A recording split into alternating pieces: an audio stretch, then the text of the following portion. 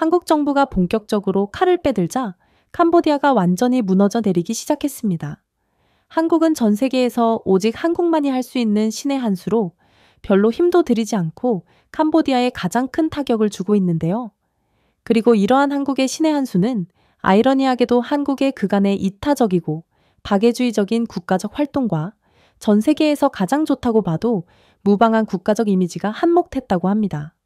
캄보디아는 가난한 개발도상국이고 이를 이용하여 전 세계의 동정 여론을 사며 한국을 침략국으로 묘사하고 있는데 도대체 한국은 어떻게 이러한 캄보디아의 연기를 완전히 박살내고 캄보디아로 하여금 한국에 협조하지 않으면 안 되게끔 만든 것일까요? 안녕하세요. 저는 대한민국 합동사령부에서 전략정보장교로 근무하고 있는 박진철입니다. 저는 몇 달 동안 방콕에 주둔하며 태국과 캄보디아의 취약한 평화가 공개적인 분쟁으로 붕괴되는 모습을 지켜보았어요. 자원을 둘러싼 국경 분쟁으로 시작된 전쟁은 전면전으로 번졌죠. 전 세계는 어느 쪽을 지지해야 할지 확신하지 못한 채 불안한 침묵 속에서 지켜보았습니다. 하지만 한국에 이 혼란은 역사에서 조국의 위치를 영원히 바꿀 탄 하나의 정확한 기회를 열어주었어요. 캄보디아에서 우리 국민이 납치되었을 때 이재명 대통령은 외교와 망설임의 소음을 꿰뚫어 보았죠. 캄보디아가 우리 국민을 보호할 능력이 없다면 한국이 직접 보호할 것입니다. 라고 그는 내각 전체를 얼어붙게 만든 어조로 말했습니다. 우리는 태국에 물류 지원을 제안했지만 실제 임무는 달랐어요. 평화 유지 지원의 깃발 아래 캄보디아의 범죄 네트워크에 갇힌 모든 마지막 한국인과 다른 모든 사람을 구출할 예정이었습니다. 즉, 인도적 차원에서 태국을 돕는 척하며 실제로는 이러한 군사적 지원은 전부 캄보디아에 납치된 한국인 피해자들을 구하는 전략이었죠. 그야말로 우리 군대는 도덕적 권리와 군사적 행동의 길을 모두 가지게 되는 셈이었어요. 한국 항공기가 오산에서 이륙할 때 전 세계는 아직 무슨 일이 일어날지 이해하지 못했습니다. 그러나 한국인 엔지니어, 특공대, 사이버 부대 등 한국군은 자신들이 태국 캄보디아 국경 지역에 도착하자마자 무엇을 해야 할지 아주 정확히 알고 있었고 곧바로 수술적 정밀도로 움직이기 시작했죠. 근육의 과시가 아니라 납치된 한국 국민들을 구하겠다는 마음의 표현이었습니다. 한국의 모든 드론, 모든 장갑차, 모든 위성피드는 우리나라의 통합 지휘 네트워크인 RS링크라는 시스템을 통해 실시간으로 동기화되었어요. 서구의 오래된 전쟁 교리와 달리 우리는 투명성과 정보를 가지고 싸웠습니다. 장화가 캄보디아 땅에 닿을 무렵 우리는 이미 지형, 적의 위치, 심지어 탈출 경로까지 알고 있었죠. 우리의 위성 기술을 비롯한 최첨단 기술력은 이미 모든 상황을 꿰뚫고 있었고 이에 대한 모든 작전을 20가지 이상 세운 상태였거든요. 물론 이러한 작전은 전부 한국이 자체 기술력으로 개발한 AI 시뮬레이션 시스템이 구상해줬죠. 세계는 곧 이것이 침공이 아니라는 사실을 깨닫게 될 것입니다. 작전은 완벽한 정확성으로 실행될 테니까요. 저는 프놈펜에서 첫 라이브 피드가 들어왔을 때 작전실 안의 침묵이 기억납니다. 혼돈이 아니라 정확함에서 기인한 자신감이었죠. 열드론이 전체 화합물을 매핑하여 심장 박동 패턴으로 인지를 식별했습니다. 군인들은 크메르어 낙서를 전술 경고로 번역하는 AI 연계바이저의 안내를 받으며 그림자 속에서 움직였습니다. 몇 분 만에 한국인, 태국인, 베트남인, 심지어 유럽인까지 포로들이 떨면서도 살아있는 채 구출되었습니다. 피해자들은 단 한 명도 다치지 않았어요. 메콩강 상공에 해가 떠오르자 임무는 이미 끝났습니다. 한 서방 언론인은 생방송에서 영화 외에도 이런 작전이 정말로 성공할 수 있는지 전혀 몰랐다 라고 속삭였습니다. 한 번은 미국 분석가들조차 이를 인정했는데 한국인들은 즉흥적으로 행동하지 않고 상황에 맞게 조율했기 때문에 불가능한 작전을 가능하게 했던 거였죠. 불과 48시간 만에 한국은 10년 동안 유엔이 할 수 없었던 일을 해냈습니다. BBC는 이를 통제된 인도주의적 개입의 대가라고 불렀어요. CNN은 새로운 권력 모델, 한국은 지배 없이 행동하는 방법을 보여준다 라는 헤드라인을 달았죠. 한때 케이팝 문화를 소프트 파워의 수치라고 조롱했던 회의적인 논평가들조차도 한국이 타의 추종을 불허하는 정확성으로 공감을 얻은 훨씬 더 깊은 나라로 진화했음을 인정하지 않을 수 없었습니다.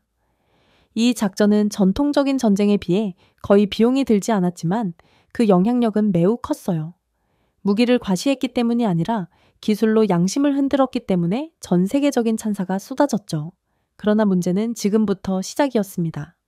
저희는 압도적인 군사작전 능력으로 문제를 완벽하게 해결했다고 생각했지만 중국 갱단에 의해 완전히 부패된 캄보디아는 여전히 한국인 납치를 눈감아주고 있었거든요. 네, 맞습니다.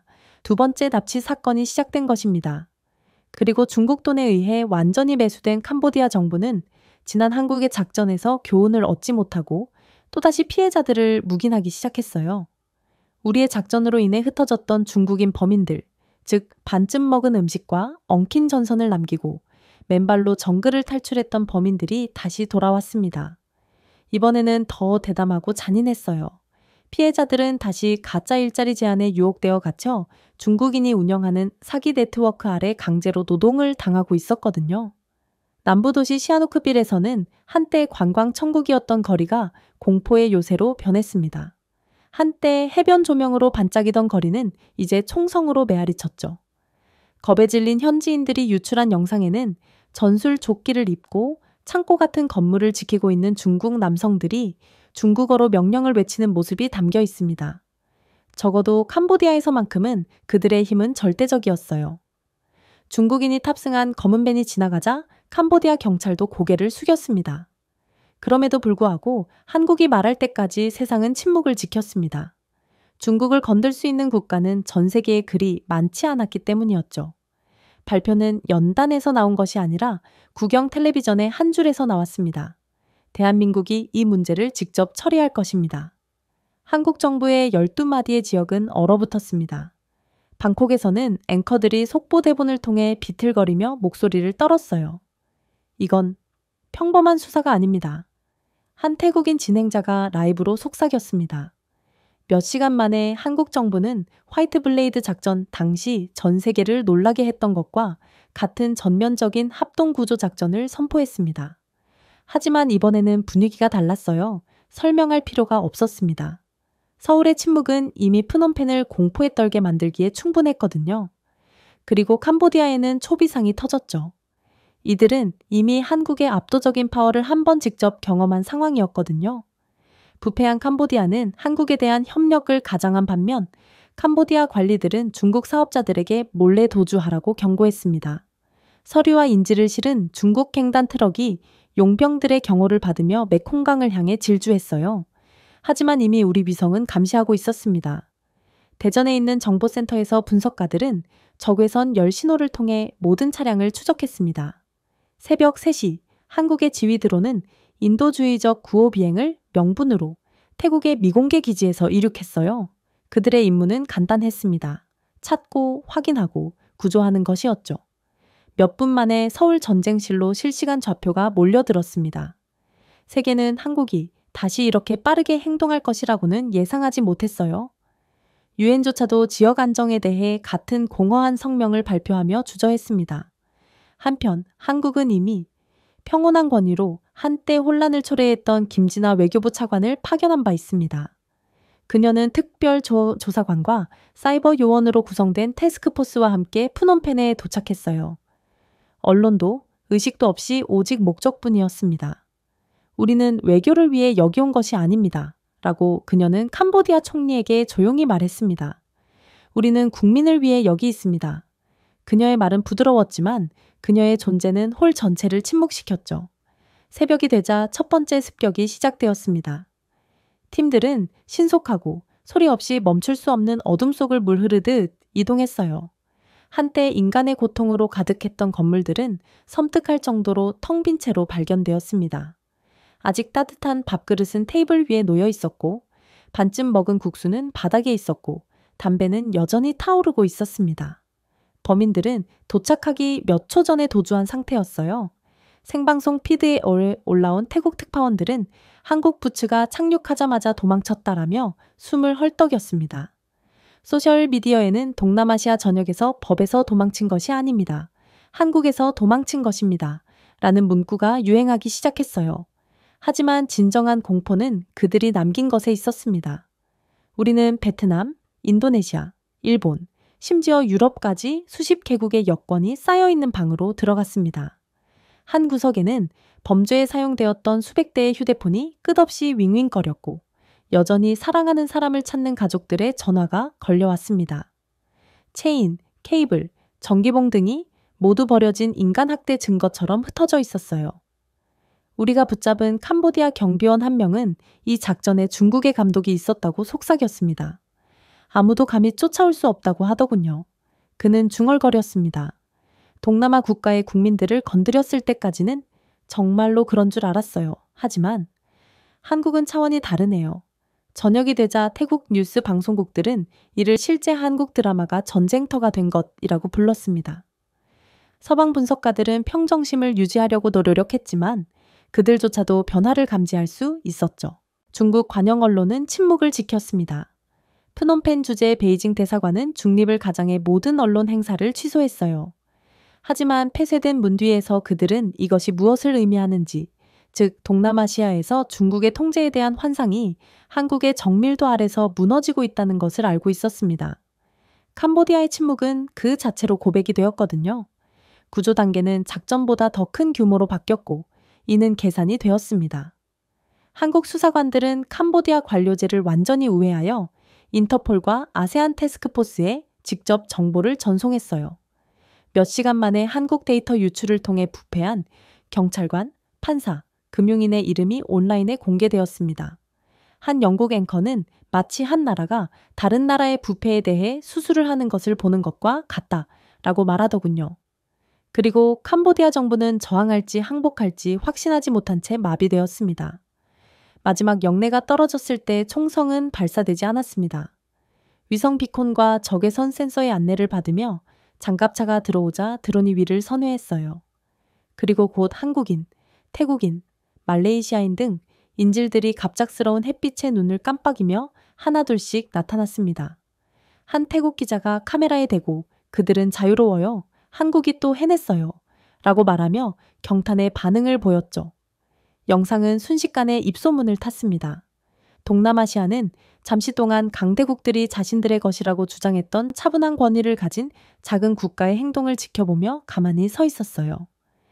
미국 국무부는 나중에 한국이 지난 몇 년 동안 전 지역 지휘부가 하지 못했던 일을 이틀 만에 달성했다고 기록적으로 인정했을 만큼 한국의 연이은 작전 성공은 큰 의미가 있었습니다.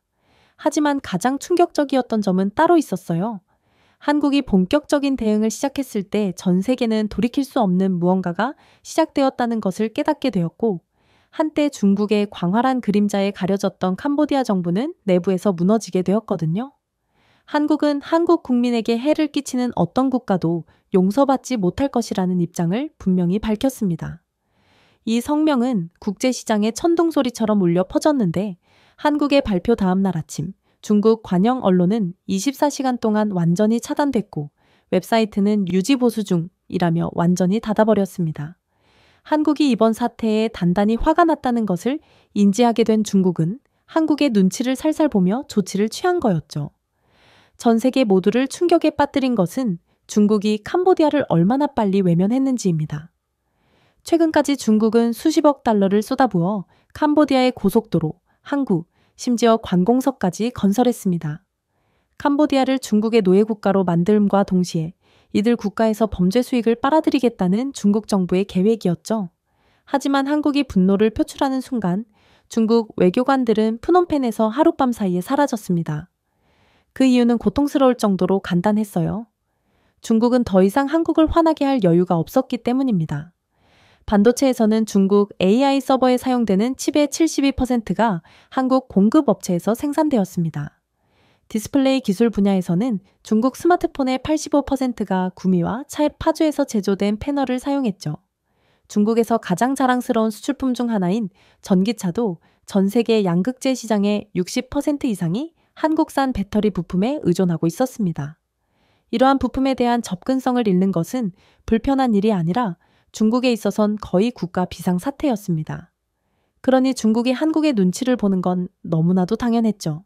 한국 수출업체들이 안보 검토를 위해 공급망을 줄일 것을 암시하자 중국은 눈에 띄게 당황했습니다. 중국 당국은 즉각적으로 모든 성에 캄보디아 협력 프로젝트를 중단하라고 명령했거든요. 일주일 만에 거의 40개의 합작 투자가 동결되었습니다. 한때 캄보디아를 순종적인 전초기지로 취급했던 동맹국은 이제 존재하지 않는 것처럼 행동했어요. 캄보디아의 든든한 뒷배였던 중국은 단 한 번의 한국의 제재로 이들의 그간에 공들였던 캄보디아 범죄 프로젝트를 전부 취소했던 셈이었죠. 중국 네티즌들은 온라인에서 이 문제에 대해 논의하려 했지만 한국인 구출이나 캄보디아 붕괴라는 게시물은 몇 초 만에 사라졌습니다. 그럼에도 불구하고 몇몇 용감한 중국 사용자들은 암호화된 문구로 한국은 우리가 신용만 했던 일을 하고 있다 라고 썼죠. 한편 한국의 보복은 다음 단계인 정밀한 정의에 접어들었습니다. 한국의 금융정보기관은 캄보디아 엘리트와 중국 중개인과 관련된 118개의 숨겨진 계좌를 추적했습니다. 하룻밤 사이에 싱가포르, 홍콩, 두바이의 거래가 동결되었어요. 한때 68억 달러의 자산을 보유했던 프린스 그룹은 12시간 만에 유동성이 사라졌습니다. 후요네 그룹의 암호화된 지갑은 한국의 실시간 핀테크 추적 시스템을 사용하여 복호화되어 폐쇄되었습니다. 블룸버그 분석가들은 이를 현대 아시아에서 가장 깨끗한 금융 참수라고 부르더군요. 한국 관리들은 자랑하지 않고 정의는 측정 가능해야 한다. 고만 말할 뿐이었습니다. 한국의 압도적인 기술력을 통한 신속한 조치에 프놈펜에서는 즉각적인 혼란이 이어졌습니다. 일단 범죄 수익이 죄다 동결되어 사용할 수 없게 된 것도 큰 문제였는데 엎친 데 덮친 격으로 시멘트 공급 업체가 납품을 거부하면서 건설 크레인이 공중에서 멈췄거든요. 계좌 동결로 인해 자본이 죄다 마르고 금융 시스템까지 붕괴된 캄보디아에는 재앙이 시작된 것입니다. 중국 투자자와 연계된 5성급 호텔은 결제 네트워크에 시스템 오류를 이유로 갑작스럽게 문을 닫았어요. 며칠 만에 캄보디아 증권거래소는 시장 가치의 37%를 잃었습니다. 수십 년간의 부패가 뿌리째 무너지는 데는 서울의 한 문단이 그 역할을 했던 셈이었어요. 한국의 사이버 보안 기술은 한 나라의 시스템 및 부패를 완전히 붕괴시킨 것이죠. 이에 서방 국가들은 조용히 사절단을 보내 한국의 제재 메커니즘을 연구해 달라고 요청했습니다.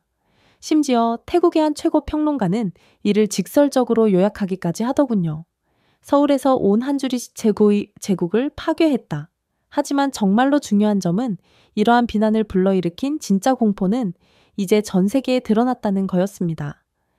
드론 감시의 보호를 받은 한국 기자들은 버려진 영내에 들어가 실시간으로 영상을 스트리밍했습니다. 불에 탄 휴대폰, 체인, 피 묻은 벽이 화면을 가득 채웠습니다. 한국의 앵커들이 중국어로 쓰인 그래피티를 번역하자 시청자들은 숨을 헐떡였습니다. 한국인이 도착하기 전에 도망가라. 전기봉에 맞은 피해자, 온라인 라이브 스트림을 통해 판매된 여성, 암호화된 중국 채팅방을 통해 장기가 밀매되는 등 잔인함은 상상할 수 없을 정도였습니다. 단순한 범죄가 아니라 산업화된 악이었어요. 그럼에도 불구하고 이를 가능하게 한 중국인들은 이를 비즈니스라고 불렀죠. 이들은 그야말로 인간이길 포기한 집단이었던 것이었습니다. 그리고 이에 대한 증거가 쌓이면서 캄보디아 정부는 붕괴되기 시작했습니다. 장관들은 공포에 질려 사임했고 2명은 라오스로 피신했어요. 한국이 중국과 결탁했다는 증거를 포착했던 공무원들은 더 이상 나타나지 않았습니다. 한때 막강했던 이 범죄 수도는 한국인들이 도착하자마자 텅 빈 타워와 존재하지 않는 중국 은행을 광고하는 깜빡이는 광고판으로 이루어진 유령 도시로 변해버렸어요. 하지만 한국의 진짜 보복은 아직 시작도 안 된 상태였어요. 사실 한국은 캄보디아에 2번째 기회를 주었습니다. 한국 정부는 만약 캄보디아가 지금이라도 한국에 전적으로 협력하고 남겨진 한국인 피해자들을 구조하는 데 헌신적인 도움을 준다면 지금이라도 캄보디아에 대한 제재를 해소할 수 있다고 발표했어요. 그러나 중국 범죄 조직들이 벌어다 주는 돈맛을 잊을 수가 없던 캄보디아는 주제도 모르고 이러한 한국의 손길을 마다하는 결정적인 실수를 범해버렸거든요. 그리고 이에 대한 한국 정부의 조치는 매우 단호했습니다. 한국이 본격적인 방역을 결정했을 때 미사일을 발사하거나 위협을 보내지 않았어요. 그저 캄보디아에 대한 스위치를 껐을 뿐입니다. 전 세계는 이를 현대 외교에서 가장 조용한 보복이라고 불렀지만 캄보디아로서는 하늘이 무너지는 듯한 느낌을 받았죠. 사실 한국은 다른 사람들이 주저하는 것을 돕는 것으로 유명한 관대한 국가였습니다. 아시아와 아프리카 전역에 걸쳐 박수를 받지 않고 병원, 다리, 전력 시스템을 구축했습니다. 그리고 캄보디아는 그 어떤 나라보다 그 친절의 가장 큰 수혜자 중 하나였어요. 사실 한국은 전 세계에서 가장 인도주의적인 나라로 유명했는데 그 이유는 명확했어요. 이건 자부심이나 정치에서 탄생한 것이 아니었기 때문입니다. 아무것도 없다는 것이 무엇을 의미했는지 치유되지 않은 기억인 기억에서 비롯되었죠. 사실 얼마 전 한국이 지구상에서 가장 가난한 나라 중 하나였던 시절이 있었습니다. 우리의 조부모님들은 여전히 쌀 한 그릇이 사치품이었고 지프로 신발을 만들던 시절을 이야기하죠. 35년간의 일본 점령과 파괴적인 내전의 아픔을 겪은 후 한국은 폐허가 되었습니다. 1953년까지 1인당 국민소득은 $50 이하로 떨어졌는데 이는 대부분의 아프리카 식민지보다 낮은 수치였습니다. 한때 생명으로 빛났던 강은 연기와 기름으로 검게 달렸습니다. 아이들은 더 이상 이름이 없는 도시의 잔해 속에서 생존을 위해 먹이를 찾았죠. 한국의 선배님들은 분유를 구하기 위해 유엔 푸드트럭에 줄을 섰고 생존의 굴욕 속에서 어떻게든 미소를 배웠습니다. 그때 한국을 살렸던 것은 풍요가 아니라 외국의 원조였어요. 외국 국기가 찍힌 상자, 기증된 교과서, 해외에서 온 낯선 사람들의 담요 등이 존엄성을 회복하는 생명줄이었습니다. 그리고 그 감사함은 우리의 국가 DNA의 일부가 되었어요. 마침내 세계가 한국을 내려다보는 것을 멈췄을 때 한국은 이때의 기억을 잊지 않고 결코 뒤를 돌아보는 것을 멈추지 않았습니다. 우리는 이름도 힘도 목소리도 없었을 때 도움을 준 사람들의 얼굴을 기억했습니다. 그래서 오늘날 우리는 의무가 아니라 공감의 마음으로 고통받는 사람들에게 도움을 보낸 거였죠. 1960년대에는 맨손과 신념으로 나라의 변혁이 시작되었습니다. 수백만 명의 시민이 새마을 운동에 동참하여 돌로 마을을 재건했고 종종 추운 겨울을 함께 보내며 결연한 의지로 일했습니다. 그 결과 한 세대만의 쌀 부족은 쌀 수출로 이어졌죠. 공장은 밭을 대체했고 교실은 한때 촛불로 공부하던 아이들로 가득 찼습니다. 그리고 이제 한때 원조를 받던 땅이 세계 10위의 경제대국이 되었습니다. 그리고 그 기적이 현실이 되었을 때 한국인들은 성공이 공유되지 않으면 아무 의미가 없다는 것을 알았죠. 그래서 한국은 전 세계의 가난한 국가들을 도우며 박애주의를 계속해서 실현하는 거였습니다. 전 세계적으로 한국의 이름은 955 트럭의 통이 아니라 한때 아무것도 갖지 못했던 사람들의 마음에 새겨져 있습니다. 이 작은 나라가 얼마나 많은 것을 주는지 아는 사람은 거의 없지만 꼭 해야 해서가 아니라 기억하기 때문에 한국은 계속해서 베풀고 있죠. 한국은 지난 10년 동안 한국은 120개 이상의 개발도상국에 인도적 지원을 제공했으며 코이카와 긴급 구호 프로그램을 통해 36억 달러 이상을 기부했습니다. 하지만 진실은 숫자에 있는 것이 아니라 희망이 사라지기 전에 도움이 도착한 조용한 순간에 있었죠. 저는 태풍 하이엔 이후 필리핀에서 찍힌 이미지가 아직도 기억납니다. 마을 전체가 평평해졌고 학교는 먼지로 변했으며 아이들은 맨발로 잔해 속을 헤매고 있었죠. 그런데 대부분의 국가에서 회의가 끝나기 전에 한국 응급팀은 이미 타클로반에서 물품을 내리고 있었습니다. 한국은 이동식 병원을 세우고 직접 지붕을 재건했으며 카메라가 떠난 후에도 몇 달 동안이나 머물며 도움을 베풀었어요. 현지인들은 그들에게 조용한 형제라는 별명을 붙였습니다. 한 생존자는 기자에게 우리가 아무도 믿지 않을 때 그들이 왔다 라고 말했죠. 2015년 지진으로 산이 무너졌을 때 네팔에서도 마찬가지였습니다. 한국 구조견들은 기계도 고장난 잔해 속을 샅샅이 뒤졌습니다. 그리고 생존자들이 발견되었을 때 상처를 감싸며 이제 안전합니다 라고 속삭인 사람은 한국 의사들이었죠. 아프리카에서 한국의 존재감은 덜 극적이지만 그만큼 깊었습니다. 탄자니아와 가나에서는 한국 엔지니어들이 설계한 태양광 발전 워터펌프가 현재 25만 명이 넘는 마을 주민들에게 깨끗한 물을 공급하고 있습니다. 이 시스템은 간단하고 지속 가능하며 현지 소유를 위해 구축되어 엔지니어들이 마을 주민들에게 직접 물을 관리하는 방법을 가르칩니다. 탄자니아의 한 노인은 인터뷰에서 한국은 물만 준 것이 아닙니다 라고 말했습니다. 여러분은 우리에게 존엄성을 주었습니다 라고 말하며 눈시울을 붉히더군요. 같은 기술이 이제 아프리카 20개국에 퍼져 잊혀진 사막을 푸른 들판으로 바꾸고 있죠. 물론 라틴 아메리카에서도 서울에 연민의 손길이 닿았습니다. 과테말라에서는 한국인 자원봉사자들이 외딴 산골 마을에 디지털 교실을 설립해 처음으로 4,000명의 학생을 온라인 교육에 연결했습니다. 페루에서는 한국인 엔지니어들이 홍수로 파괴된 다리를 재건하여 절반의 시간과 3분의 1의 비용으로 완공했죠. 심지어 세계에서 가장 추운 구석에서도 한국의 손길이 닿았습니다. 튀르키예와 시리아에서 대지진이 발생한 후 한국 구조대는 가장 먼저 상륙하고 마지막으로 떠났습니다. 그들은 얼어붙은 폐허 속에서 생존자들을 끌어내어 한국이라고 적힌 담요로 감쌌습니다. 터키 시민들은 남들이 약속만 했을 때 한국은 가장 먼저 왔다 라고 적힌 팻말을 들고 거리에 줄을 섰죠. 구호 그 이상의 의미, 즉 추모가 행동으로 옮겨졌던 것입니다. 한국의 이 모든 행위는 한 가지 진실을 공유합니다. 한국의 연민은 선택적이지 않습니다. 우리는 동맹을 선택하는 것이 아니라 인류를 선택하기 때문이죠. 우리의 기술, 부, 규율은 자부심의 방패가 아니라 목적의 도구입니다. 우리가 설치하는 모든 펌프, 재건하는 모든 다리에는 한때 잿더미에 서 있다가 낯선 사람들에 의해 들어 올려진 나라의 메아리가 담겨 있습니다. 그렇기 때문에 우리는 권력을 과시하기 위해서가 아니라 한때 우리를 구해준 빛을 앞으로 전달하기 위해 힘을 바치는 거였죠. 하지만 캄보디아는 그 중에서도 한국의 가장 많은 인도적 지원을 받은 국가인데 그런 국가가 아낌없이 주는 나무의 역할을 수행하던 한국의 뒤통수를 때린 것입니다. 사실 캄보디아의 도로, 전력망, 수도 시스템 등 국가 인프라의 거의 38%가 한국 엔지니어들에 의해 설계, 자금 조달 또는 유지 관리되었습니다. 수년 동안 프놈펜은 이 조용한 파트너십을 누려왔어요. 하지만 한국이 납치된 자국민의 안전한 귀환을 요청하자 캄보디아 정부는 이를 거부했습니다. 그들은 자국을 평화로운 관광 국가라고 주장하며 한국의 우려를 과잉 대응이라고 일축했습니다.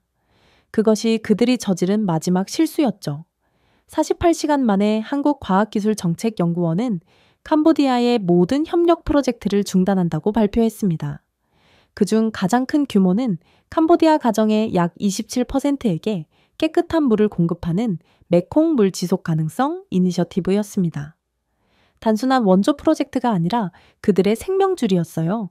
한국 엔지니어들은 AI 기반 유량 모니터링을 통해 오염이 확산되기 전에 오염을 감지하는 첨단 역과 시스템을 도입했습니다. 이 시스템은 2019년 도입 이후 콜레라 발생을 83% 줄이고 농촌 지방의 농업 수확량을 2배로 늘렸습니다. 하지만 하룻밤 사이에 한국 감독과 관련된 모든 파이프라인이 가동 중단되었어요. 펌프가 완전히 멈췄습니다. 저수지 센서가 깜빡였어요. 이에 대해 캄보디아 내부의 반응은 즉각적이고 가슴 아픈 일이었어요. 한때 한국 덕분에 깨끗한 물의 날을 기념할 수 있게 되었던 마을들은 수도꼭지가 말라버렸습니다.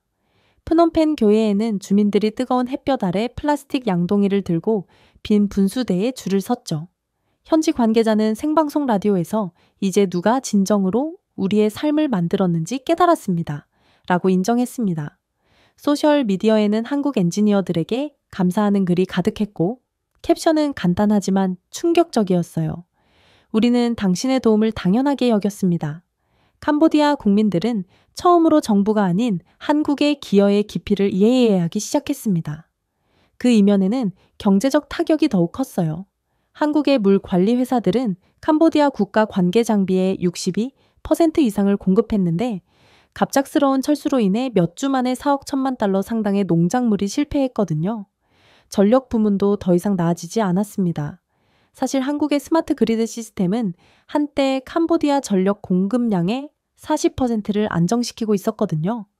그런데 서울이 유지보수 계약을 중단하자 정전 사태가 프놈펜에서 시엠립까지 번졌습니다.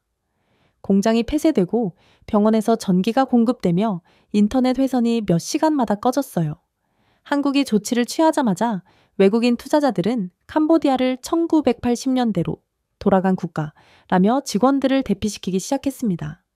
캄보디아 정부는 완전히 패닉에 빠졌어요. 장관들은 서울에 긴급 서한을 보내 원상복구를 간청했습니다. 하지만 한국은 그들의 호소에 대해 납치된 시민들을 먼저 돌려보내라 는 한 줄로 맞섰습니다. 그 말은 차갑고 자비가 없었죠. 한국은 배신을 한 상대에게 소리치지 않았습니다. 그저 기다렸을 뿐이었죠. 그리고 한국 정도 되는 강력한 나라가 국제 외교에서 침묵을 선택했다는 것은 처벌보다 더 클 수 있었습니다. 특히나 캄보디아처럼 한국의 모든 것을 전적으로 의존하던 국가로서는 그 침묵이 참을 수 없을 정도였죠. 한편 전 세계는 경악의 눈초리로 지켜보았습니다. 일본과 태국 신문은 평화로운 한국의 힘이라는 제목의 사설을 일면에 게재했습니다. 서방 평론가들은 한국의 결정을 도덕 공학의 걸작이라고 묘사했어요. 심지어 유엔도 무력과 혼란 없이는 다른 어떤 나라도 그렇게 정확한 압력을 가할 수 없다는 것을 조용히 인정했습니다. 한국은 한때 구축했던 시스템을 겨냥함으로써 불편한 진실을 드러냈던 거였어요. 그건 바로 자비는 철수했을 때 가장 강력한 무기라는 거였습니다. 그날 저녁, 저는 메콩 델타에서 촬영한 영상을 본 기억이 납니다. 한 캄보디아 소녀가 마른 운하 옆에 서서 기자와 이야기할 때 목소리를 떨더군요. 우리는 한때 비가 오기를 기도했습니다. 라고 그녀는 부드럽게 말했습니다. 이제 우리는 한국을 위해 기도합니다. 그녀의 말은 아시아 전역에 울려 퍼지며 정치적 경계와 선전의 벽을 뚫었습니다. 더 이상 복수가 아니라 계시에 관한 것이었죠. 한편 한국이 즉각적인 조치를 취하자마자 캄보디아의 GDP 전망치는 14% 하락했습니다. 쌀 수출은 급감했고 관광업은 증발했습니다. 당연했죠. 물과 전기가 없는 국가에서 도대체 무엇을 만들어낼 수 있고 이런 국가에 누가 온다는 말인가요? 캄보디아 정부 산하 수자원부조차 국가 복구 계획이 더 이상 캄보디아의 편이 아닌 한국의 전문성에 전적으로 의존하고 있다고 인정했습니다. 한때 한국의 요구를 조롱하던 나라가 이제는 그 나라의 엔지니어들에게 복귀를 간청하는 아이러니가 벌어진 것이죠. 하지만 한국은 움직이지 않았습니다. 한국은 한번 뒤통수를 친 나라에겐 국물도 없는 국가였거든요. 인도주의적 함의에 대한 질문에 한국 대변인은 우리는 그들에게 모든 것을 주었습니다. 우리가 요구한 것은 품위뿐이었습니다. 라고 답했습니다. 이 대사는 아시아 전역에서 끝없이 반복되는 조용한 자부심의 상징이 되었죠. 방콕의 한 뉴스 앵커는 한국의 침묵은 제재보다 무겁다. 태국이 한국과 똑같이 행동했다면 캄보디아조차 콧방귀도 안 뀌었을 것이라고 감탄했습니다. 베트남과 라오스 전역에서 일반 시민들은 한국을 초강대국이 아닌 도덕적 나침반으로 이야기했어요. 토론이 검열된 중국에서도 선생님이 학생을 벌했다 라는 등의 캡션과 함께 한국 뉴스 방송 스크린샷이 유포되기도 했습니다. 그래서 메콩강의 뜨거운 열기 속에서 평화로운 낙원이라는 캄보디아의 자랑스러운 이미지는 먼지 속으로 녹아내렸어요. 한때 한국의 독창성 덕분에 흐르던 분수는 이제 오만의 기념비로 서 있었습니다. 캄보디아 정부는 간청했지만 한국은 다시는 목소리를 내지 못했습니다. 그럴 필요가 없었죠. 때로는 역사상 가장 파괴적인 소리는 전투기의 굉음이 아니라 한때 모든 것을 주었던 사람들의 손에 의해 꺼진 스위치 클릭 소리이기 때문입니다.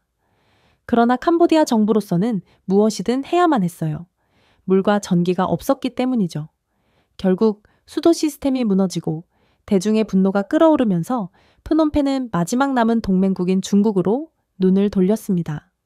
외교적 백채널을 통해 비밀 서한이 오갔습니다. 한국 정보국이 탐지한 메시지는 간단했어요. 한국이 버린 시스템을 복구할 수 있도록 도와주세요. 중국은 연민보다는 자부심을 위해 즉시 수락했습니다. 사실 이건 중국 입장에서 보면 중국 기술이 한국의 기술과 맞먹을 수 있다는 것을 증명할 수 있는 기회였거든요. 하지만 엔지니어링을 이해한 모든 사람은 중국의 원조로 분장한 것은 곧 재앙이라는 사실을 알고 있었습니다. 단 이틀 만에 중국은 국영 언론에서 자랑스럽게 국가 최고의 엔지니어라고 부르는 장비를 파견했습니다. 이들은 빨간색 재킷을 맞춰 입고 간신히 이해할 수 있는 녹슨 파이프라인 옆에서 카메라를 향해 포즈를 취했습니다. 그들의 첫 번째 조치는 한국산 센서를 현지 생산 대체품으로 교체하는 거였어요. 24시간 만에 프놈펜의 모든 주요 파이프라인은 동기화가 끊겼습니다. 한국이 설치한 1리터의 10분의 1에 달하는 정확한 인공지능 유량 조절기는 수동 보정이 필요한 아날로그 미터로 교체되었죠. 하지만 중국은 한국에 비한다면 상당한 저품질의 기술을 사용했음에도 여전히 물은 흐르지 않았어요. 그리고 중국인 기술자들은 물이 흐르지 않는다는 것을 깨닫고 막힘을 진단하는 대신 압력을 높였습니다. 그 결과 6개의 주요 파이프가 동시에 터져 처리되지 않은 물로 동네 전체가 침수되는 등 즉각적이고 장관의 상황이 펼쳐졌어요. 한 캄보디아 장관이 진흙탕물의 발목까지 깊이서 왜 갈색이야? 라고 외치는 장면이 촬영되었는데 이건 거의 비극적이면서도 웃겼어요. 잔뜩 허세를 부리며 도움을 주러 온 중국은 오히려 상황을 완전히 망쳐버렸거든요. 대조는 너무나도 명확했습니다.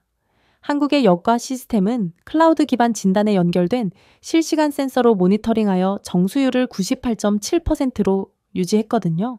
하지만 중국산 교체 장치는 과열 및 가동 중단 전 효율이 62%에 불과했습니다. 심지어 중국 광시의 한 지방 공장에서 수입한 펌프는 습도에 코팅되지 않아 3일 이내에 부식되었습니다.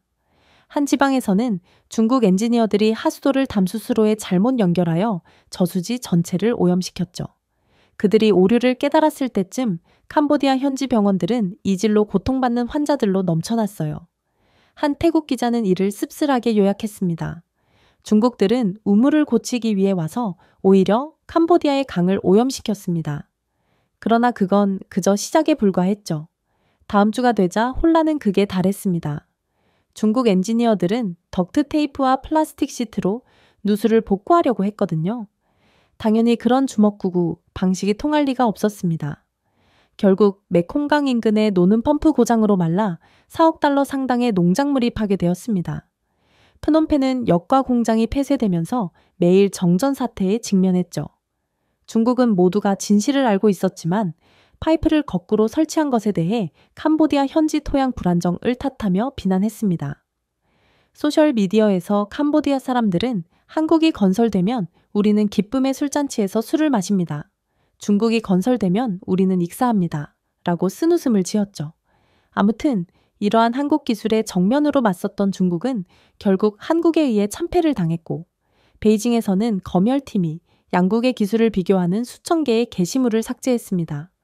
하지만 밈은 관리들이 지울 수 없을 정도로 빠르게 퍼졌어요. 한 댓글에는 우리는 슬로건을 보내지만 한국은 솔루션을 보냅니다. 라는 댓글이 적혀 있었습니다.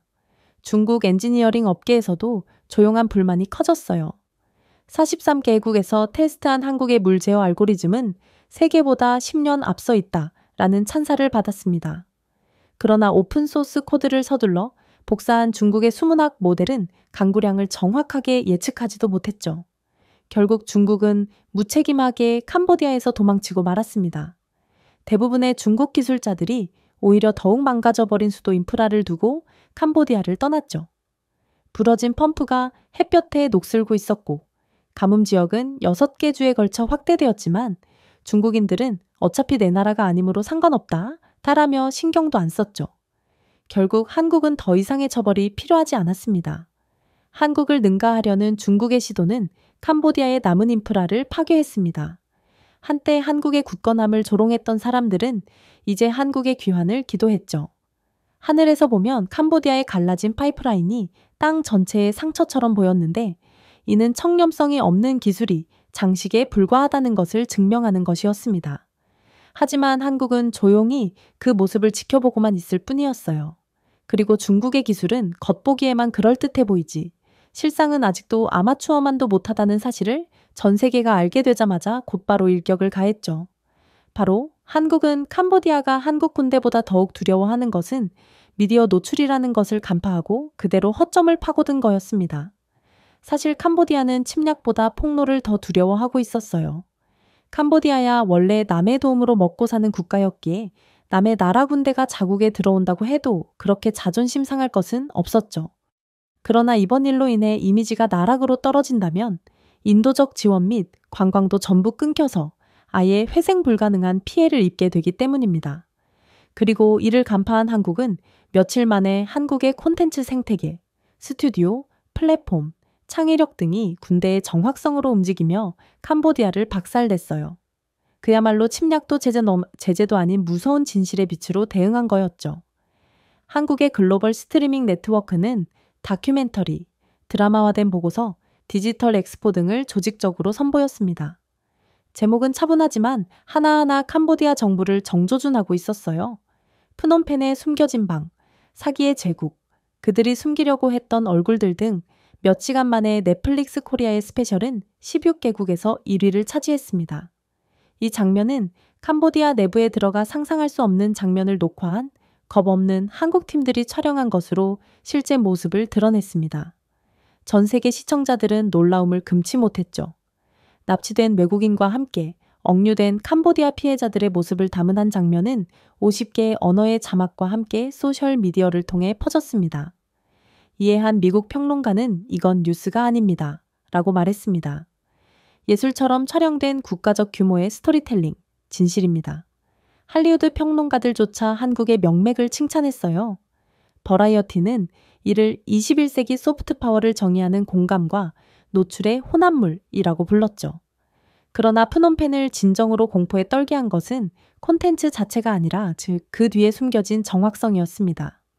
모든 이름이 드러나고 모든 수치가 표시되며 모든 위성 이미지는 진정한 한국 데이터 플랫폼으로 거슬러 올라갔거든요. 한국의 문화 산업은 혼자만 행동한 것이 아니라 국가 AI 인증 시스템과 통합되어 어떤 정보도 허위로 간주될 수 없도록 했습니다. 다른 나라들이 잘못된 정보를 논의하는 동안 한국은 투명성을 무기로 사용했어요. 그렇게 이야기는 곧 전 세계로 바뀌었습니다. 캄보디아 관리들은 넷플릭스 썸네일과 틱톡 피드에 자신들의 얼굴이 도배된 것을 발견했습니다. 한때 권력의 상징이었던 이들의 별장은 한국 네티즌들이 공유한 부동산 청사진을 분석하는 디지털 탐정에 의해 해부되었어요. 전 세계적인 반응은 빨랐습니다. 캄보디아 관광은 곧바로 82% 급감했거든요. 한때 외국인 투자자들이 자주 찾던 캄보디아의 럭셔리 리조트는 어두워졌습니다. 항공사들은 보안 위험을 이유로 직항편 운항을 중단했고 국제 기부자들은 서울에서 처음 방송된 데이터를 참고해 지원을 동결했습니다. 그야말로 남의 도움으로 먹고 살던 캄보디아는 국가 이미지가 붕괴함에 따라 경제도 함께 붕괴되어 버린 거였습니다. 그러나 한국은 한 번 시작을 하면 끝을 보는 국가였습니다. 한국의 웹툰 산업도 현재 전 세계적으로 막대한 인기와 수익을 거둬들이고 있는 가운데 한국의 창작 기획사들은 한 걸음 더 나아갔거든요. 웹툰 작가들은 납치된 사람들과 용감한 구조대의 실화를 그려냈고 이 만화는 동남아시아 전역에서 수천만 명의 독자를 확보했습니다. 이를 본 캄보디아 젊은이들 또한 직접 우리는 한국을 우리의 뉴스보다 더 믿습니다. 라는 글을 남기며 한국어 콘텐츠를 재구성하기 시작했어요. 이건 선전이 아니었습니다. 연민으로 포장된 정확한 내용이었죠. 그리고 이젠 그렇게나 오만하던 프놈펜에서도 패닉이 시작되었습니다. 한국 플랫폼을 차단하려는 정부의 시도는 몇 시간 만에 실패했어요. 가상사설 네트워크와 거울은 검열관이 제거할 수 있는 것보다 더 빨리 등장했습니다. 한국의 신용을 떨어뜨리려는 모든 노력은 엄청난 역효과를 낳았습니다. 캄보디아 국영 TV가 부정방송을 시도하자 날카로운 시청자들은 그래픽 소프트웨어에도 한국 상표가 붙어 있다는 사실을 알아차렸어요. 아이러니는 입소문을 탔습니다. 한 댓글에는 캄보디아는 한국 기술 없이는 거짓말도 할 수 없다. 그야말로 모든 것을 한국에 의존하고 있으면서 감히 푼돈의 범죄 수익에 눈이 멀어 주인을 깨문 격이라고 적혀 있기도 했죠. 가장 가관이었던 점은 캄보디아 관광부가 인도주의적 이유로 한국의 추가 콘텐츠 중단을 요청하면서 나왔습니다. 하지만 당연히 요청은 무시되었죠. 대신 한국은 범죄 네트워크, 피해자, 구조작업의 모든 세부 사항을 기록한 전 세계적으로 접근할 수 있는 전면적인 가상 박물관이라는 마지막 물결을 공개했습니다. 방문객 수는 첫 24시간 만에 500만 명을 넘어섰어요. 중국 갱단의 범죄와 부패한 캄보디아의 묵인을 전 세계가 기억할 것이라는 메시지는 분명했습니다. 저는 CNBC의 애널리스트들이 경제적 영향을 계산하는 모습을 지켜보았습니다. 한 분석가는 캄보디아는 관광업에서만 30억 달러의 손실을 입었습니다. 라고 말했습니다. 하지만 진정한 손실은 신뢰성이며 이는 매우 귀중한 일입니다. 앞으로도 잃어버린 관광객들은 절대로 다시 찾아오지 않을 거거든요. 한국은 미사일을 발사하지 않았지만 캄보디아 정부는 어떤 군사적 패배보다 빠르게 무너지고 있던 셈이었어요. 그 명성은 서사적 정확성에 의해 산산조각 났고 그 비밀은 방화벽으로는 담을 수 없는 한국의 창의성을 통해 드러났습니다. 뉴스룸에 서서 저는 뭔가 특별한 것을 목격하고 있다는 것을 깨달았어요. 이것은 단순한 미디어가 아니라 문명이 문화를 통해 스스로를 주장하는 것이었습니다. 한국은 스토리텔링을 국가기회로, 공감을 억지로, 예술을 책임감으로 바꾸고 있었죠. 한때 잿더미에서 재건된 한국은 권력이 어떤 모습일지 막 재정의했을 뿐입니다. 이게 바로 문화 강국이 가진 강력한 파워이자 전 세계 아무도 감히 하지 못하지만 오직 한국만이 할 수 있는 강력한 한 수였어요. 물론 캄보디아는 믿을 건 중국밖에 없다는 일념에 필사적으로 베이징을 방문했습니다. 그들은 항상 그랬던 것처럼 강력한 후원자가 자신들을 구해줄 것이라고 믿었죠. 몇 시간 만에 중국 관리들은 캄보디아의 이미지를 회복하기 위한 캠페인을 약속했습니다. 중국은 한국의 문화를 자신들의 것이라고 하도 우겨대던 차였고 이참에 한국의 문화적 영향력을 꺾고 자신들이 아시아 넘버원으로 올라서고자 했거든요. 하지만 이러한 중국의 승인에도 불구하고 캄보디아에 도착한 것은 도움이 아니라 굴욕이었어요. 한국의 글로벌 방송은 정확하게 진실을 드러냈지만 중국은 공개 몇 분 만에 전 세계가 조롱하는 어설픈 선전쇼로 대응할 뿐이었죠. 첫 번째 시도는 베이징 국영 네트워크인 CGTN에서 이루어졌습니다. 캄보디아 정부를 옹호하고 외국의 잘못된 정보를 비난하는 다큐멘터리를 방영했습니다. 그러나 대본은 너무도 어색했고 연기는 고통스러울 정도로 억지스러웠으며 그래픽은 2005년 비디오 게임에서 나온 것처럼 보였습니다. 결국 전 세계의 비난을 받으며 동영상이 삭제되었죠. 다음은 중국의 디지털 공세였습니다. 밤새 수천 개의 가짜 소셜 미디어 계정이 등장하여 트위터, 웨이보, 틱톡에 캄보디아 평화, 페이크 코리안 뉴스와 같은 해시태그가 넘쳐났습니다. 하지만 이 게시물은 말도 안 되는 문법 오류, 저품질 AI로 인한 과장된 얼굴, 문법상 말이 안 되는 어색한 구호로 가득 찼습니다. 전 세계 사용자들은 스팸을 빠르게 알아차리고 이를 밈으로 만들었죠. 중국은 또한 엔터테인먼트 산업을 소프트 파워에 활용하려고 노력했습니다. 캄보디아와 중국을 고귀한 파트너로 묘사하기 위해 아시아의 진정한 친구들이라는 애국 드라마를 제작했거든요. 그러나 이 드라마의 예고편에는 편집으로 렌더링된 어색한 캄보디아 사원과 현지 이름을 잘못 발음하는 배우들이 등장했습니다. 결과는 치명적이었죠. 중국 플랫폼의 시청률은 10점 만점에 1.2점 이하로 떨어졌습니다. 시청자들은 감정이나 영혼이 없는 한국 드라마의 나쁜 패러디에 비유했습니다. 그야말로 중국산 콘텐츠는 한국산의 저품질 가짜 버전이라는 거였죠. 이에 대한 경제적인 역효과는 끔찍했습니다. 중국은 실패한 이미지 회복 캠페인에 거의 4억 달러를 쏟아부었습니다. 하지만 캄보디아의 신뢰도를 높이는 대신 전 세계적인 웃음을 불러일으켰죠. 선전 실패에 놀란 해외 투자자들은 캄보디아 시장에서 12억 달러를 추가로 인출했습니다. 서방 기관들이 캄보디아를 정치적으로 불안정하다라고 평가하면서 관광업은 30% 추가로 감소했습니다. 심지어 중국 여행사들도 캄보디아를 주요 목적지에서 조용히 철수시켰어요.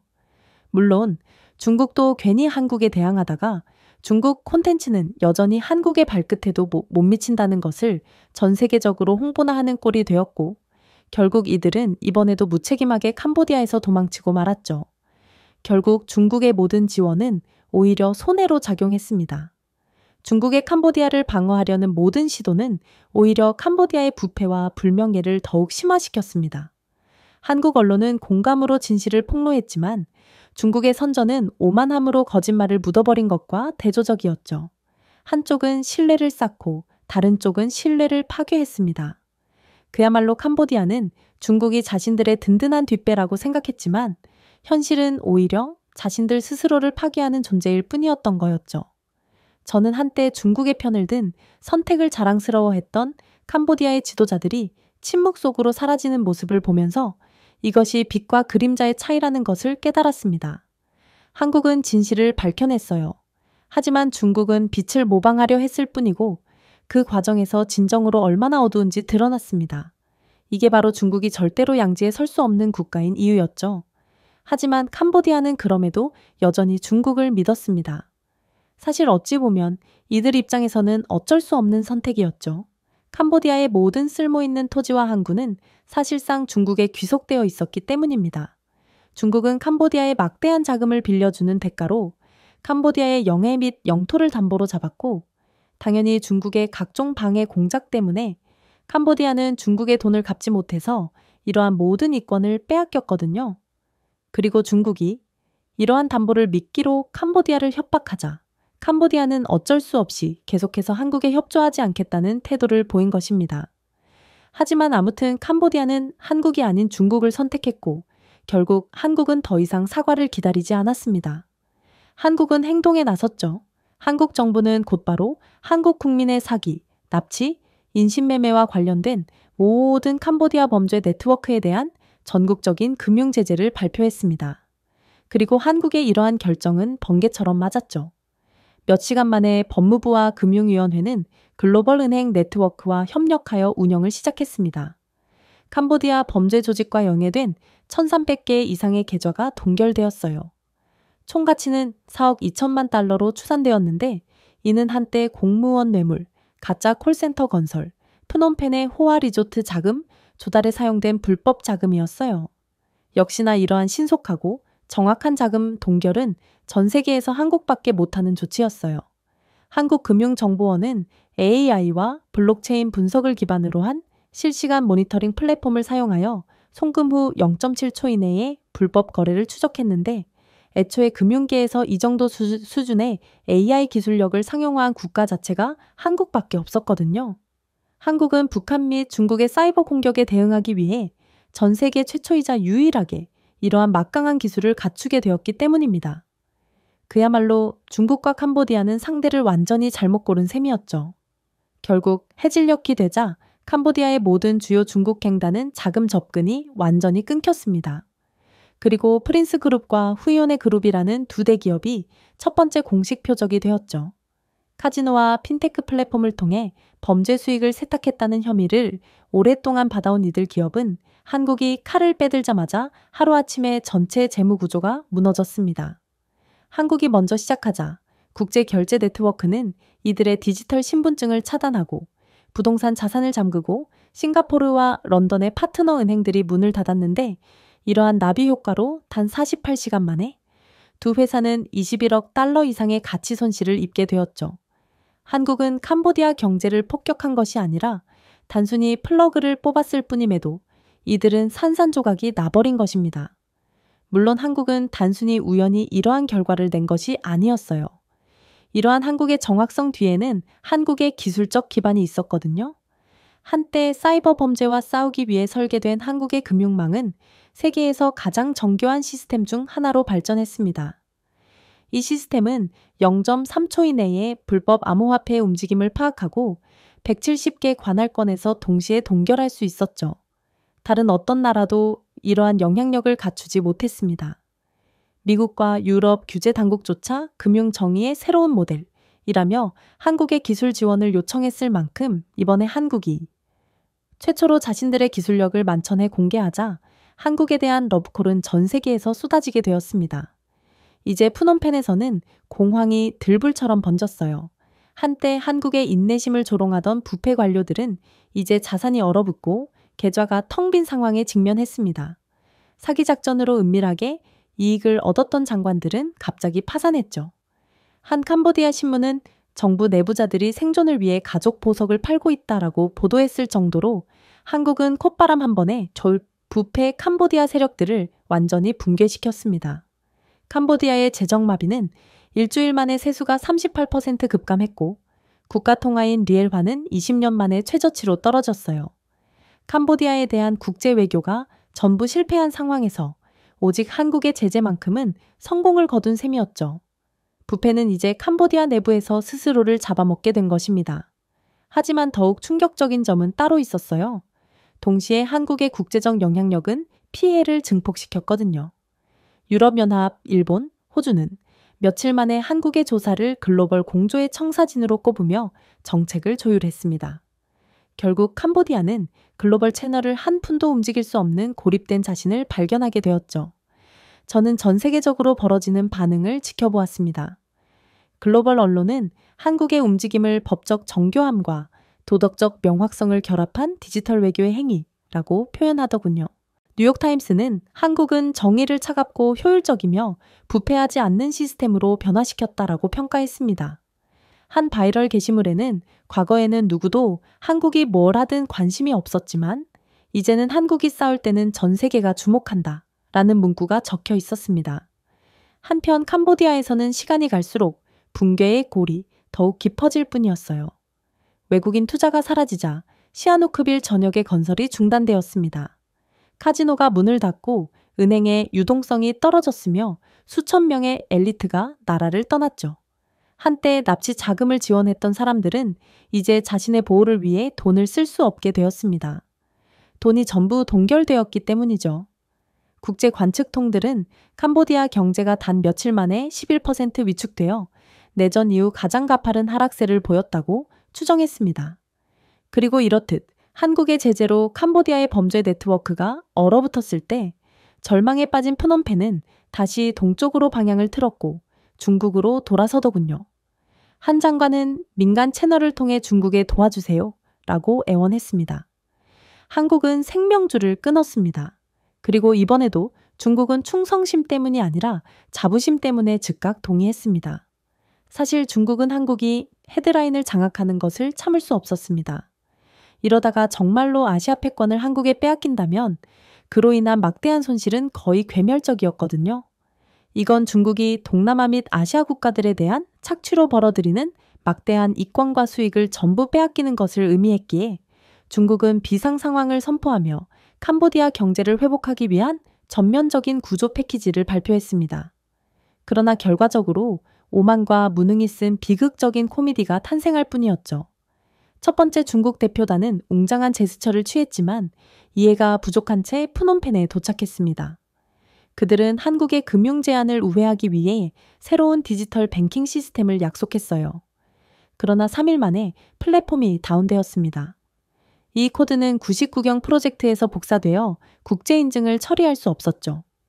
계정이 복제되고 거래가 사라졌으며 한 경우에는 이 시스템이 선전에 존재하지 않는 회사로 4천만 달러를 이체하기도 했습니다.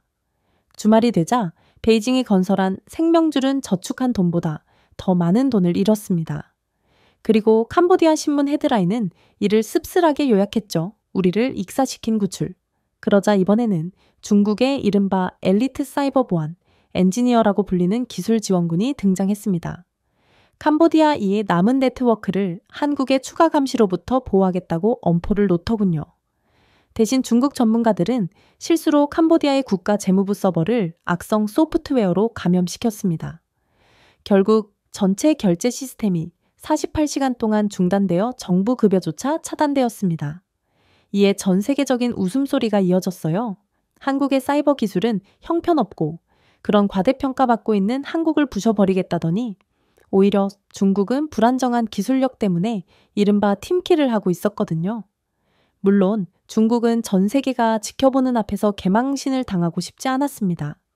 그래서 어떻게 해서든 결과를 보여주기 위해 발버둥을 쳤죠. 하지만 그들이 손을 댈수록 캄보디아의 붕괴는 더욱 심화되었을 뿐이었어요.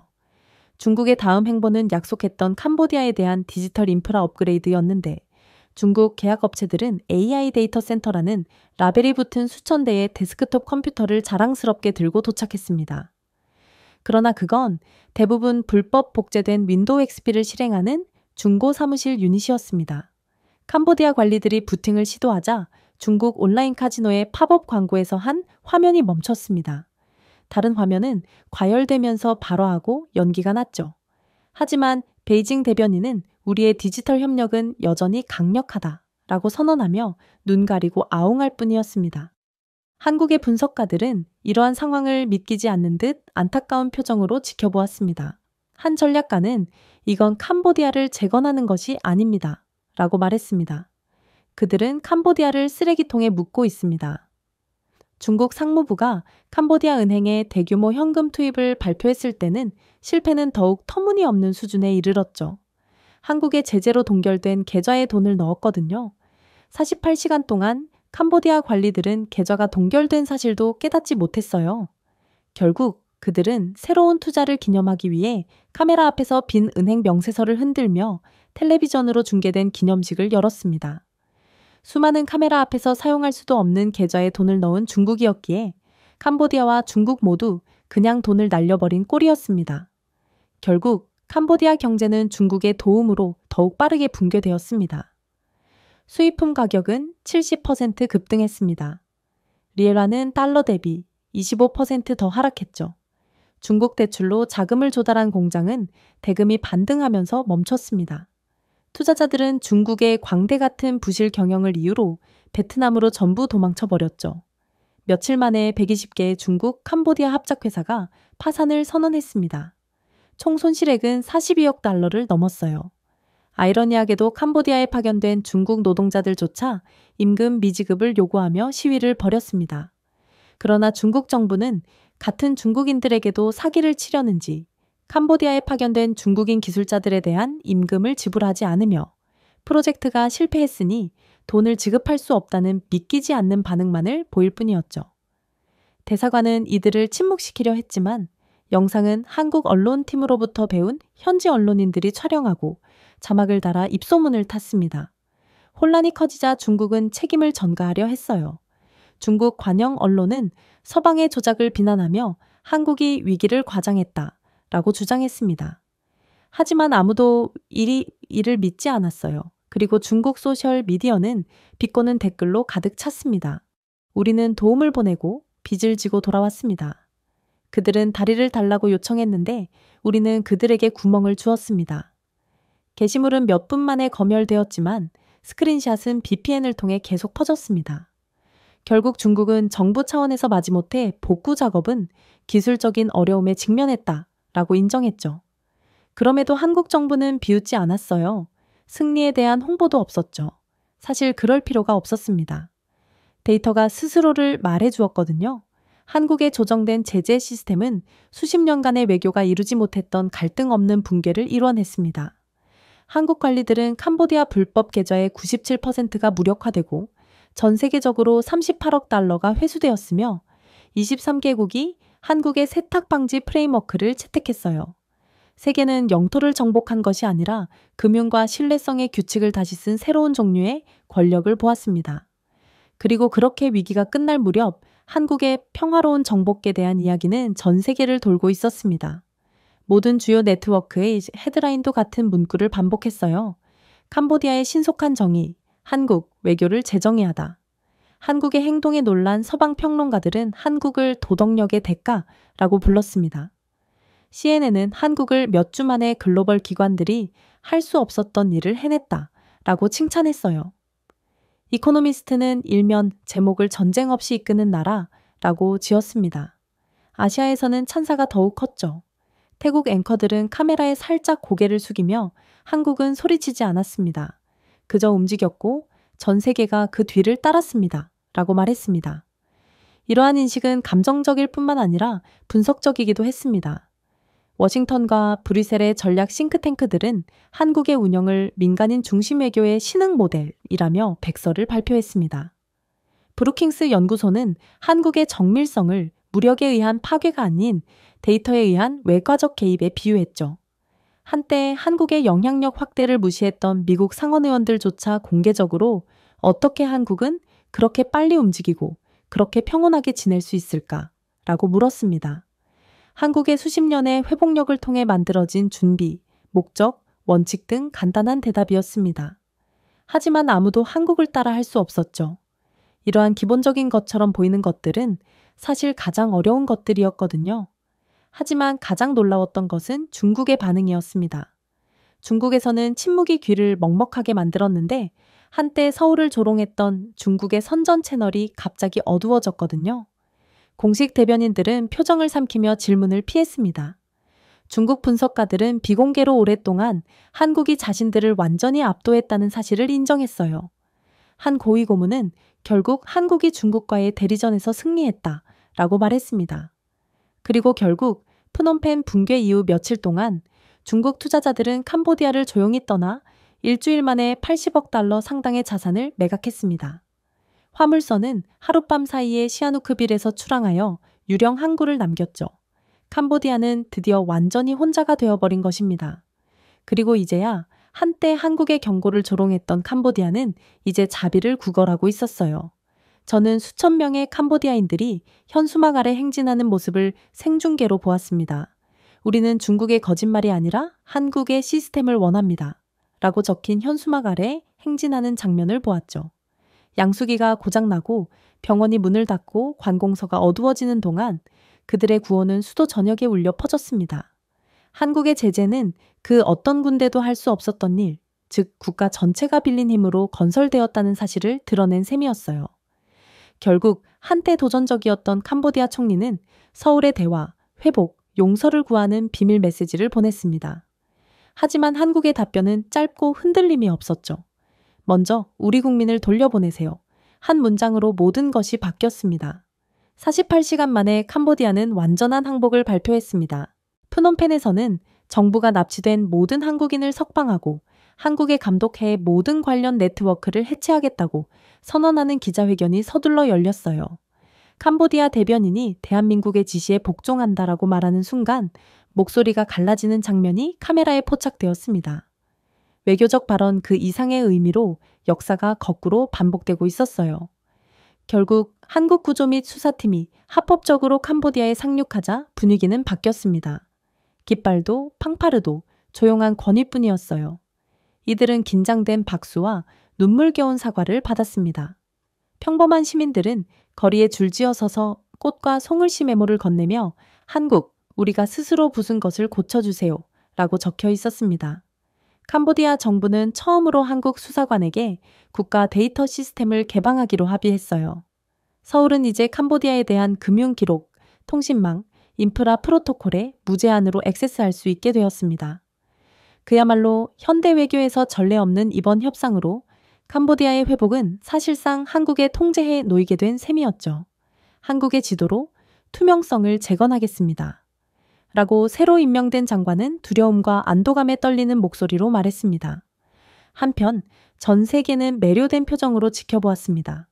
신중하면서도 깊은 인상을 받은 미국은 한국의 불일치한 작전 무결성을 칭찬하는 성명을 발표했어요. 일본은 잠시 망설이다가 공개적으로 한국의 정책에 동조했죠. 아세안은 한국을 위기관리 및 디지털 거버넌스를 위한 지역 조정자로 지정하는 K-보안 프레임워크 설립을 제안했습니다. 서구 싱크탱크들조차 한국을 새로운 도덕적 초강대국이라고 부르기 시작했습니다. 유로뉴스의 한 프랑스 애널리스트는 한국은 정복 없이 제국이 하지 못한 일을 해냈습니다. 라고 선언했죠. 캄보디아 내부의 변화는 빠르고 비현실적이었습니다. 부패한 엘리트들은 사라지고 많은 사람들이 국경을 넘어 도망쳤고 남은 관리들은 새로운 파트너십에 충성을 맹세했습니다. 한때 중국 현수막을 내걸었던 거리에는 이제 한국의 인도주의적 로고가 새겨져 있었어요. 그리고 캄보디아의 항복을 받아들인 한국은 인공지능 제어망을 기반으로 한 새로운 수도 시스템을 다시 가동하여 300만 명의 시민에게 깨끗한 물을 공급했습니다. 한국 엔지니어들은 이윤을 위한 것이 아니라 질서를 위한 수리를 감독했죠. 한국이 재건했다 라는 문구는 학교 벽과 정부 포스터에 인쇄되어 캄보디아의 국가 슬로건이 되었습니다. 그렇게 구조된 한국인들이 마침내 인천에서 비행기에서 내렸을 때 공항은 조용했고 박수갈채가 터져 나왔습니다. 가족들은 울고 군인들은 경례를 했으며 기자들조차 카메라를 낮췄죠. 조용히 작전을 설계한 김진아 차관은 고개를 숙이며 우리는 옳은 일만 했을 뿐이라고 말했습니다. 그날 저녁 프레스센터에 서자 모든 대륙의 헤드라인이 스크린을 환하게 비추었습니다. K정의의 시대가 시작되었습니다. 전쟁 없이 재건된 대한민국, 아시아의 진정한 리더가 등장하다. 역사상 처음으로 세계가 합의한 것은 한국이 단순히 부상한 것이 아니라 도착한 것이라는 점이었어요. 아이러니는 놀라울 정도였습니다. 수십 년 전만 해도 한국은 다른 사람들에 의해 재건된 국가였어요. 그러나 이제 한국은 스스로 국가를 재건했죠. 고난을 청사진으로, 품위를 전략으로, 연민을 지위로 바꿨습니다. 캄보디아의 붕괴는 한 나라의 몰락이 아니라 다른 나라의 각성에 관한 이야기였죠. 그리고 서울의 새벽이 밝으면서 저는 심오한 것을 깨달았습니다. 권력은 으르렁거릴 필요가 없습니다. 진정으로 자신감이 있다며 그저 서 있는 걸로도 충분하고 세상은 고개를 숙입니다. 제가 준비해온 내용은 여기까지입니다. 끝까지 시청해 주셔서 진심으로 감사드리며 여러분들의 구독과 좋아요, 알림 설정은 영상 제작에 큰 힘이 됩니다. 이상 세모튜브였습니다.